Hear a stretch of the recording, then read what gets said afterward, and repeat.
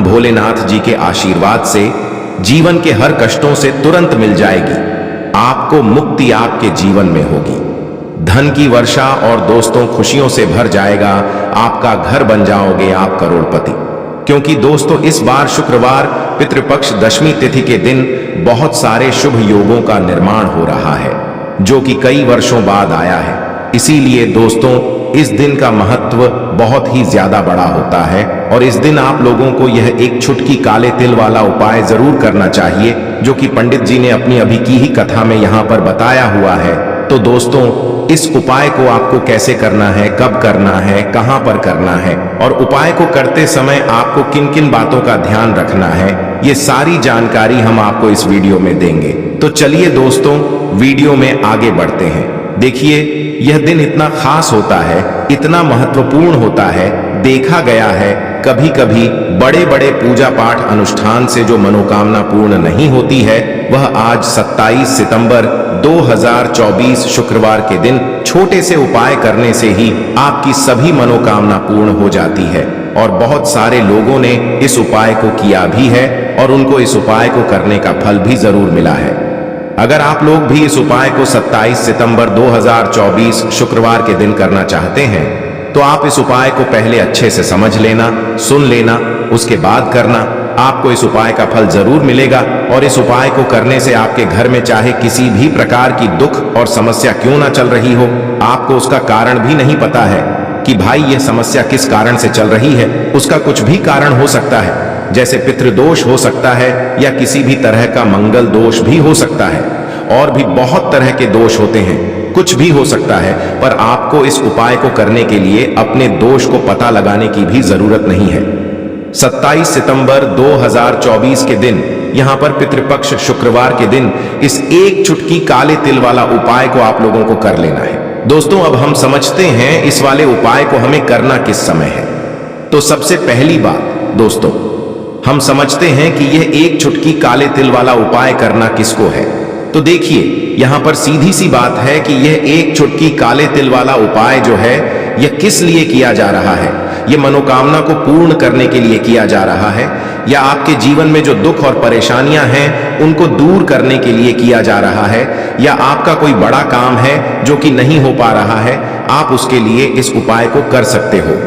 तो सीधी सी बात यह है कि आप अपनी किसी भी प्रकार की मनोकामना के लिए इस वाले उपाय को कर सकते हो।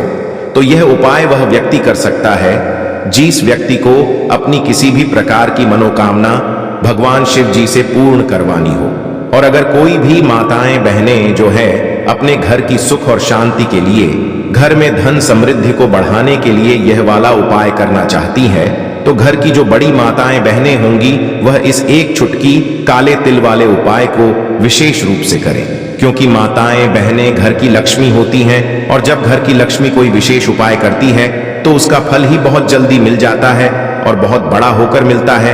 अन्यथा इस उपाय को कोई भी व्यक्ति कर सकता है, चाहे वह बड़ा हो, चाहे वह छोटा हो, चाहे वह बच्चा हो। जिस व्यक्ति को यह काली मिर्च वाला उपाय समझ आ गया वह व्यक्ति इस एक चुटकी काले तिल वाले उपाय को शुक्रवार दशमी के दिन जरूर करें, क्योंकि उसको इस उपाय को फल बहुत ही जल्दी मिल जाएगा। क्योंकि 27 सितंबर 2024 के दिन यहां पर शुक्रवार दशमी के दिन भगवान शिव और माता लक्ष्मी बहुत आसानी से प्रसन्न हो जाते हैं। तो आइए अब हम समझते हैं कि इस एक चुटकी काले तिल वाले उपाय को आपको करना कैसे है और इस उपाय को करने का जो समय है वह क्या है। तो देखिए इस शुक्रवार दशमी के दिन किए जाने वाले यह एक चुटकी काले तिल वाला उपाय जो उपाय है यह मुख्य रूप से शाम के समय होगा। किस समय होगा? शाम के समय होगा। आपको कोशिश यही करनी है कि शाम के समय हम इस काली मिर्च वाला उपाय को कर ले। पर किसी कारणवश अगर आप शाम को इस उपाय को ना कर पाओ, आपको कहीं काम से जाना हो या किसी और काम की वजह से आप उपाय को ना कर पाओ, तो आपके पास फिर दूसरा मौका रहेगा जो कि सुबह के समय का रहेगा और इसके अलावा प्रदोष काल का रहेगा। अब भाई प्रदोष काल का समय भी बहुत ही लोगों के मन में प्रश्न बन जाता है कि भाई यह समय होता कब है, कितने बजे से लेकर कितने बजे यह समय होता है, ताकि हमें उपाय के लिए जो है करने का समय पता लग जाए।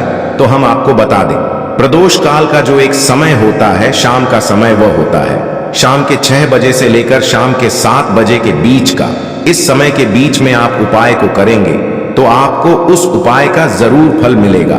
तो शाम के 6 बजे से लेकर शाम के 7 बजे के बीच में आप लोग इस एक छुटकी काले तिल वाले उपाय को कर सकते हो। तो भैया बहुत सारे लोग यहाँ पर ये प्रश्न भी जरूर करेंगे कि भाई हम तो नौकरी पर जाते हैं, हम अपनी ड्यूटी पर जाते हैं और आने में हमें देर हो जाती है, तो उस जगह पर हमें क्या करना चाहिए। तो देखिए, उन लोगों को भी टेंशन लेने की जरूरत नहीं है। अगर आप लोग इस उपाय को शाम के समय प्रदोष काल में कर रहे हैं और अगर आपको आने में देरी भी हो जाती है, आप आने में 7 बजे तक आप नहीं पहुंच पाते हो, तो भाई आप 7 या रात 8 बजे तक भी अगर उपाय को करोगे तो भी चल जाएगा।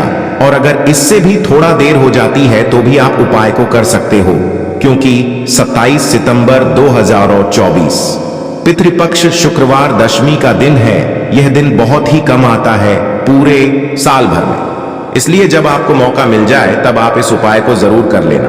कोई भी उपाय हो आप कभी भी कर सकते हो। शुक्रवार के दिन बस कोशिश करना कि समय के थोड़ा मतलब अंतर्गत ही कर लो, पर किसी कारणवश अगर ना कर पाओ तो फिर आप थोड़ा देरी से भी कर सकते हो, आपको उपाय का फल जरूर मिलेगा। तो देखिए, शुक्रवार के दिन पर विशेषकर माता लक्ष्मी जी का पूजन किया जाता है। अब साथ ही साथ पितृपक्ष का महीना भी पड़ गया है, तो ऐसा समझ लीजिए आपके जीवन में धन भी आएगा, सुख भी आएगा, धन बढ़ेगा भी, और साथ ही साथ आपके जीवन के सारे संकटों को भगवान शिव जी दूर कर देंगे। तो चलिए सबसे पहले बात कर लेते हैं, सबसे पहले उपाय की। लेकिन उससे पहले जो भी मेरे भाई मेरी प्यारी बहनें आज चैनल पर पहली बार आए हैं या मेरी आवाज आज पहली बार सुन रहे हैं, अगर आप भी महादेव के सच्चे भक्त हैं तो वीडियो को लाइक और चैनल को सब्सक्राइब जरूर कर लें और कमेंट बॉक्स में लिखे हर हर महादेव। तो चलिए बात करते हैं हमारे पहले उपाय की। देखिए, इस उपाय के लिए आपको 2 दीपक लेने होंगे। दोनों ही दीपक आप मिट्टी के भी ले सकते हैं और दोनों ही दीपक आप शुद्ध आटा मढ़कर उनके भी तैयार कर सकते हैं। अब दोस्तों, दोनों ही दीपक के अंदर आपको शुद्ध घी का प्रयोग करना होगा और एक दीपक के अंदर आपको गोल रुई की बाती का प्रयोग करना होगा और एक दीपक के अंदर आपको लंबी बाती का प्रयोग करना होगा। लंबी बाती वाले दीपक के अंदर आप मौली वाला जो धागा आता है कलावा का, उसकी बाती का प्रयोग भी आप लंबी बाती वाले दीपक के अंदर कर सकते हैं। देखिए, 2 दीपक वाला ये चमत्कारी उपाय केवल शुक्रवार की रात्रि में ही किया जाता है, इसीलिए आपको इस उपाय को बहुत ही ध्यान से समझना। इसी के साथ में आपको एक चुटकी काले तिल के दाने लेना है और इसी के साथ में आपको मात्र एक चुटकी हल्दी भी लेनी होगी। अब दोस्तों, ये सभी सामग्री लेकर के आपको रात्रि के समय पहुंच जाना है अपने घर में, जहां कहीं भी तुलसी जी का पौधा, तुलसी माता का निवास स्थान है, वहां पर देखिए दोस्तों, सबसे पहले तो आपके पास जो एक गोल बाती का दीपक, उसे आपको तुलसी जी के वहां पर प्रज्वलित करना है। दीपक को प्रज्वलित करते समय आपको ओम नमो भगवते वासुदेवाय इस मंत्र का 11 बार जाप कर लेना है। अब देखिए दोस्तों, आप जो एक चुटकी काले तिल के दाने लेकर के आए हैं, उन्हें आपको अपने सीधे हाथ में रखना है और जो आपने गोल बाती वाला दीपक प्रज्वलित किया है माता तुलसी जी के वहां पर, उसके ऊपर से आपको इन एक चुटकी काले तिल को गड्ढी की दिशा में घुमाना है। आपको अपना नाम और अपनी गोत्र को बोल देना है और फिर आपको इन काले तिल को उससे जलते हुए दीपक के अंदर डाल देने हैं। देखिए, काले तिल भगवान विष्णु के पसीने से उत्पन्न हुए हैं और जब भी हम यह दीपक नवमी की रात्रि में प्रज्वलित करते हैं तो इससे हमें हमारे कर्ज में राहत मिलती है, हमारे जीवन में धन प्राप्ति के नए नए मार्ग खुलते हैं, हमारा अगर कोई भी कार्य रुका हुआ है तो वह भी परिपूर्ण होता है। देखिए, गोल बाती का जो दीपक है, विशेषकर हम माता तुलसी के वहां पर भगवान विष्णु और माता लक्ष्मी के निमित्त प्रज्वलित कर रहे हैं। इस प्रकार से आपको ये दीपक प्रज्वलित कर देना है। अब जो आपके पास लंबी बाती का दीपक है, एक चुटकी हल्दी है, तो इससे आपको लेकर के पहुंचना है अपने घर के मंदिर में। आपके घर के मंदिर में माता लक्ष्मी की जो भी प्रतिमा ही मूर्ति है, उनके सामने सबसे पहले तो आपको ये लंबी बाती का दीपक रखना है। फिर आपको दीपक को प्रज्वलित कर देना है। दीपक को प्रज्वलित करते समय आपको ओम महालक्ष्मी नमः इस मंत्र का जाप करते रहना है। अब दोस्तों, आपके पास जो एक चुटकी हल्दी है उसे आपको अपने सीधे हाथ में रखना है और इस एक चुटकी हल्दी को आपको उस दीपक के ऊपर से 11 बार घड्डी की दिशा में घुमाना है और आपको ओम महालक्ष्मी नमः मंत्र का जाप करते रहना है और इस एक चुटकी हल्दी को आपको उसे दीपक के अंदर डाल देना है। देखिए, एक चुटकी हल्दी वाला जो दीपक है आपके जीवन से दुर्भाग्य को समाप्त करता है, माता लक्ष्मी की आपको कृपा प्राप्त करवाएगा, धन प्राप्ति के आपके जीवन में नए नए मार्ग बनाएगा। देखो, अगला उपाय है वो भी बहुत ज्यादा खास है। तीनों उपाय को आप जरूर सुनना, क्योंकि जो आपको अच्छा लगे वो उपाय आप कर सकते हैं। देखिए, इस उपाय के लिए आपको 2 हरी इलायची लेनी होगी। हरी इलायची आपको साबुत लेनी है, खंडित नहीं होनी चाहिए। और इसी के साथ में आपको मात्र थोड़ा शहद लेना है। शहद आपको मात्र आधा चम्मच या फिर उससे भी कम ले लेना है। और इसी के साथ में आपको एक दीपक ले लेना है।